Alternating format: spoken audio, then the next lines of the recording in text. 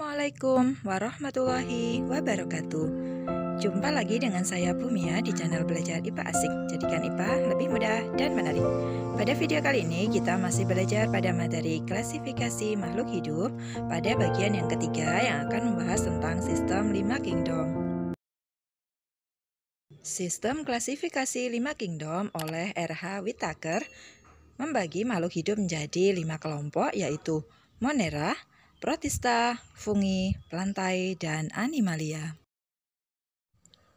Yuk kita mulai belajar dari Kingdom Monera. Kingdom Monera memiliki ciri-ciri selnya prokariotik, artinya tidak memiliki membran inti. Kingdom Monera bersel satu, berkembang biak dengan membelah diri, terdiri dari bakteri dan ganggang biru. Bakteri ada yang merugikan dan ada yang menguntungkan. Ini contoh bakteri yang merugikan. Clostridium tetani adalah bakteri penyebab penyakit tetanus. Salmonella typhi penyebab penyakit tifus. Mycobacterium tuberculosis penyebab penyakit tuberkulosis. Contoh bakteri menguntungkan diantaranya Escherichia coli, yaitu bakteri yang membantu membusukkan sisa makanan di sistem pencernaan manusia. Contoh kedua adalah bakteri Rhizobium sp yang bersimbiosis dengan akar kacang-kacangan. Adanya bakteri Rhizobium ini akan memudahkan tanaman dalam menangkap nitrogen dari udara, sehingga tanaman menjadi lebih subur. Sedangkan Rhizobium sp mendapatkan nutrisi dari akar kacang-kacangan tersebut. Masih Monera ya, Monera kan terdiri dari bakteri dan ganggang biru. Nah, ini yang dimaksud ganggang biru adalah alga hijau biru atau Cyanobacteria. Ciri-cirinya berklorofil, belum memiliki membran inti. Contohnya spirulina, ini sangat terkenal sebagai suplemen kesehatan. Kita lanjutkan pada Kingdom Protista. Ciri-cirinya memiliki membran inti. Ada yang mikroskopis dan ada yang makroskopis. Ada yang mirip hewan dan ada yang mirip tumbuhan. Protista mirip hewan disebut dengan protozoa. Contohnya Paramecium. Ini gambarnya. Contoh berikutnya adalah Plasmodium malariae, penyebab penyakit malaria. Protista mirip tumbuhan. Ada alga, tapi selain alga hijau biru, karena alga hijau biru termasuk pada Monera. Contohnya alga hijau atau Chlorophyceae, alga coklat Phaeophyceae, alga merah Rhodophyceae, dan alga pirang Chrysophyceae. Jamur atau fungi. Dalam kehidupan sehari-hari, kita tentu sering menemukan jamur, baik yang merugikan maupun jamur yang menguntungkan. Jamur atau fungi memiliki ciri-ciri tidak berklorofil sehingga tidak dapat menghasilkan makanan sendiri atau disebut heterotrof. Jamur bertahan hidup dengan cara menguraikan sisa-sisa makhluk hidup. Jamur ada yang bersel tunggal dan ada yang bersel banyak. Jamur dengan banyak sel atau multiseluler terdiri dari benang-benang halus yang disebut hifa. Perkembangbiakan jamur. Jamur berkembang biak secara generatif atau kawin dengan miselium, secara vegetatif atau tak kawin dengan spora. Kingdom fungi dibagi menjadi 5 filum, yaitu Critidiomycota, Zygomycota, Ascomycota, Basidiomycota, dan Deuteromycota. Apa itu? Untuk lebih dalamnya nanti akan dibahas di SMA ya. Jamur ada yang menguntungkan, ada yang merugikan. Ini beberapa contoh jamur yang menguntungkan. Aspergillus wenti berperan dalam pembuatan kecap, Rhizopus oryzae berperan dalam pembuatan tempe, Lactobacillus bulgaricus berperan dalam pembuatan yogurt, Aspergillus oryzae berperan dalam pembuatan tauco, Penicillium vermiculum berperan dalam menghasilkan enzim selulase. Ada juga jamur-jamur yang merugikan, misalnya parasit-parasit pada tanaman ataupun jamur kulit yang menyerang manusia, seperti Tinea corporis atau kurap dan Tinea versicolor atau panu. Beberapa jenis jamur dapat dikonsumsi, di antaranya jamur kuping, jamur tiram, jamur kancing, jamur merang, dan lain sebagainya. Selain ada yang bisa dimakan, jamur juga ada yang beracun. seperti pada gambar-gambar di bawah ini.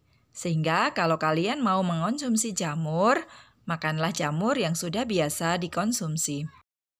Sekarang kita lanjutkan pembahasan kita pada kingdom plantae atau kerajaan tumbuhan. Ciri-ciri kingdom plantae, bersel banyak atau multiseluler, mampu berfotosintesis, memiliki dinding sel dari selulosa.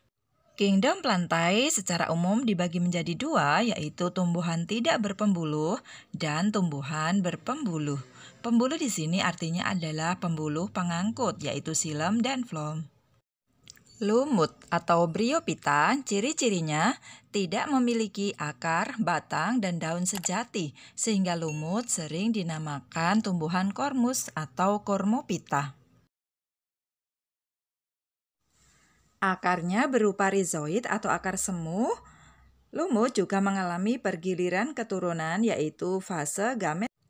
Lumut dibagi menjadi 3 kelas, yaitu lumut hati, lumut daun, dan lumut tanduk. Tumbuhan paku atau Pteridophyta, ciri-cirinya mempunyai akar, batang, dan daun sejati. Tidak memiliki bunga, daun muda menggulung, daun dewasa memiliki sorus.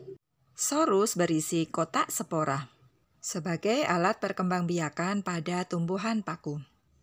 Tumbuhan paku dibagi menjadi 4 kelas, yaitu paku purba, paku kawat, paku ekor kuda, dan paku sejati. Tumbuhan berbiji atau spermatophyta, ciri-cirinya bersifat fotoautotrof, artinya mampu membuat makanan sendiri dengan berfotosintesis. Berkembang biak dengan biji. Tumbuhan berbiji dibagi 2 kelompok, yaitu berbiji terbuka, Gymnospermae, dan berbiji tertutup, Angiospermae. Tumbuhan berbiji tertutup dibagi 2 kelompok lagi, yaitu berkeping 1 atau monokotil dan berkeping 2 atau dikotil. Kingdom Animalia, kerajaan hewan. Ciri-cirinya bersifat heterotrof, artinya tidak dapat menghasilkan makanan sendiri sehingga harus memakan makhluk hidup yang lain. Tidak memiliki dinding sel sehingga bisa bergerak bebas atau motil. Ada yang tidak bertulang belakang dan ada yang bertulang belakang. Invertebrata atau avertebrata merupakan hewan yang tidak memiliki tulang belakang. Ada 5 kelompok invertebrata, yaitu porifera atau hewan berpori. Kalau kalian tahu kartun SpongeBob, itu adalah contoh dari porifera. 2. Solenterata atau hewan berongga, contohnya adalah ubur-ubur.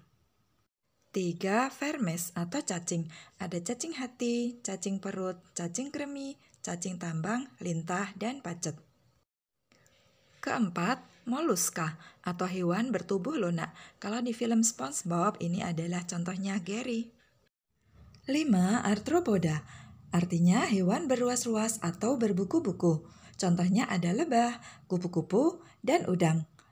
Kalau di film SpongeBob, tuan crab-nya ya.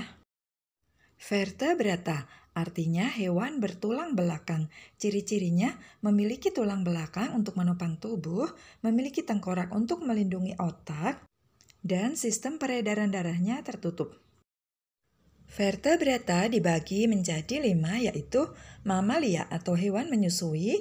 Contohnya berikut ini, termasuk kita sebagai manusia ya. Kelompok kedua adalah pisces atau ikan. Banyak sekali jenis-jenis. Kelompok vertebrata yang ketiga adalah aves atau burung. Banyak jenis burung di Indonesia. Kelompok keempat adalah reptilia atau hewan melata. Ada ular, kura-kura, buaya, dan lain sebagainya. 5. Amfibia atau katak. Banyak sekali jenis katak di sekitar kita. Nah, katak ini bernafas dengan kulit. Alhamdulillah, kita sudah selesai belajar tentang klasifikasi makhluk hidup dari bagian 1, 2, dan 3. Silakan kalian bisa putar lagi videonya agar lebih paham materi ini. Terima kasih kalian sudah belajar di sini.